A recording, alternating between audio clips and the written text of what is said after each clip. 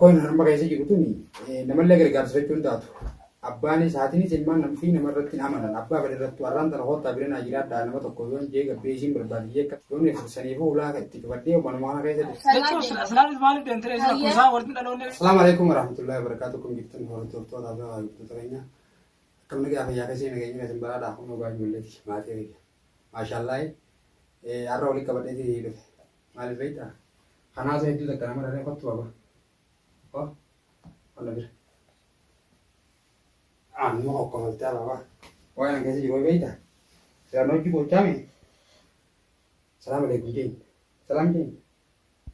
Salaamtaa jeen. Salaam alaikum jeen. Fidaajiin ummati.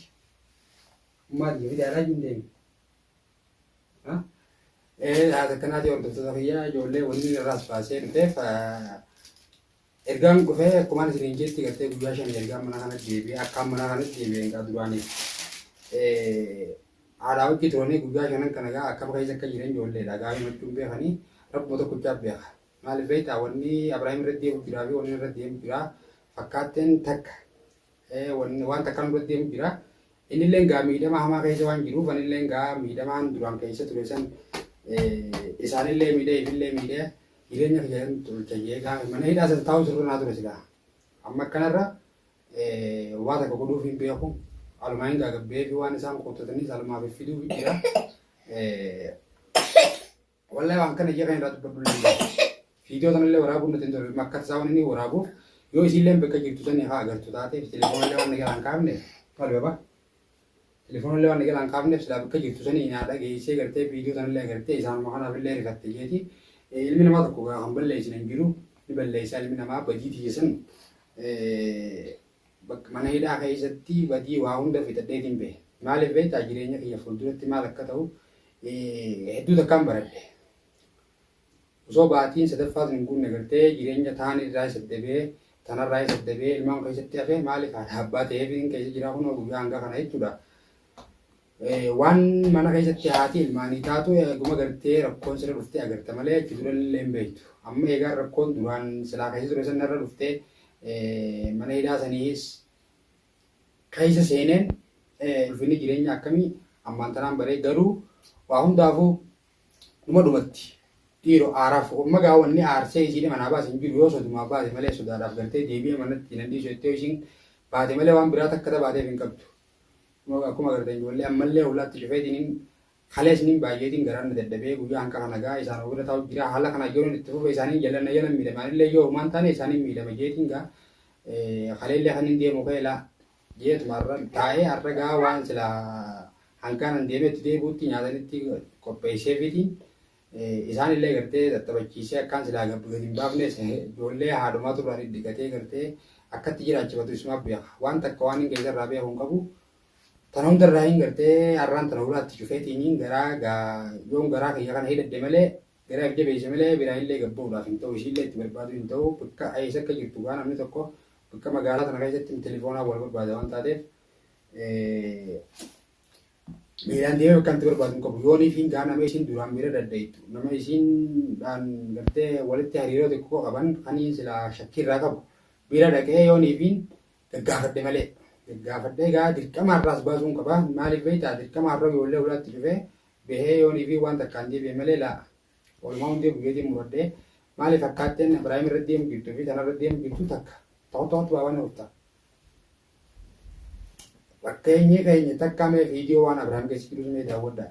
Kada ijoollee kan bultu isa duraan ijoollee naasii ta'een dhiirtu duraan waan eegaa dur jirti ilmoo abbaa jala bulti yaala jala galtee maal foole na beeka maal na beeka annan deddeebaa hin gattaa yaa wanni sun iddoo keessatti bitaaman akkuma isaan gadi hin ciifne akkuma isiin eegaa jechuun silaanis maaliif deemtee akkuma isaan walitti dhaloonni maaliif beektaa miidhamni isarra deemu jiruu fi kanarra deemu jirus tokko garuu inni kan hunda ifiif godhanillee maaliif godhee deebi'ee gartee ittillee adabamee maaliif baay'ee takkaaf jenaan gartee hangaan sila mana wannaa kana jiru kana maal keessa akkaan ture namarraa adda bahee kophaa jiraachuun kuni maal akkam dangaangam namni jiru anaatu harkee ilmi namaa tokko ni balleessaa sanillee dhiifama anaa gaafataa waa hundaafuu gartee fuulduratti ani jireenya fuulduraa malee akkaan maduraa sanittiin deemee jee moyyaan gaafatan isilleen waan tasgabbeessitee hin dhufee gaa namni tokko yoo wal harke malee ijaa wal harkee wal bira jiraate malee haalatti wal tasgabbeessu tokko hin qabu.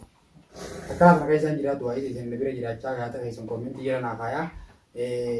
Du'aa naa godha maaliif rabbi sirraa mul'isu anaa fi miti isaan baay'ee naa jee rabbi naa mul'isu arragaa rakkoon nama keessa jiru tuni namallee gargaarsifachuun taatu. Abbaanis haatiinis ilmaan namfii namarratti hin amanan abbaa fedhe irratti warraan tana hoottaa bira naa jiraadhaa nama tokko yoo jee gabbee isiin barbaadiyee akka tasaa akkatti ba'an malee akkatti deebi'an hin beekan waan taateef yoon akka tasaa ala ture ni yaada. Yoon saniifuu ulaa itti cufadhee manuma kana keessa deddeemanii waa balleessan takka wooma cabsan faa malee waan biraa ta'uu godhanii qaba waa hundaa'u baa duraa fanniseetiin maqaddaa hunda duraa guuree as keessa taphadhaa jeeni biraa ulaatti dhufee deemuu deema. Maaliif garaa kiyya jedhadhu malee isiillee akkanatti barbaadee deebisu tokko hin qabu. Du'aa isa sana bira jiraadha wallaahi maaliif beektaa miciyyoon sanii miciyyoon rakkoo hamaa keessa na neeyite rakkoo gartee hamma nama hin jaamne keessa na neeyite deemtee saniif naaf jireenyaan akka keessa jiruu keessa turetti jechuun naaf jireenya jeetiin eegalee gaasanis sababa dureettiin kanaas gabaa hundaa hojiite sababa ijoollee sanatti jireenyuma keenya akkamitti akka tolfannee yaanu jeetiin fuulduratti gaa waamee qaballeessi namni waa lama barbaadu akka hunda rakkoo jettee jedhamuun lachuutiin dhabee maaliif isaaniif osoo hin taane ilmaan kiyyaaf dhiyeessi. Berapa? Pantai.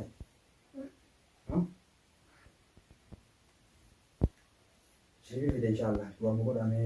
Orangnya enggak ada kecuali biasa kalau bisa ferani jual itu wan sila aku dame lah kata us kanu ini biasa. Mali bakas manu ini man. Mali mana kana kaisa ti jole wala tiba gitu. Jadi sila aku deh sain lagi itu kadu. Sila cuma kaisa cuma nanti debu bade. Namun man tuh sih misalnya seperti sila akan narko batin. Shena kaisa jiran man. Mali juga itu. Badala isin akkana gabbaatee ijoolleen jimana keessatti kan adda gontu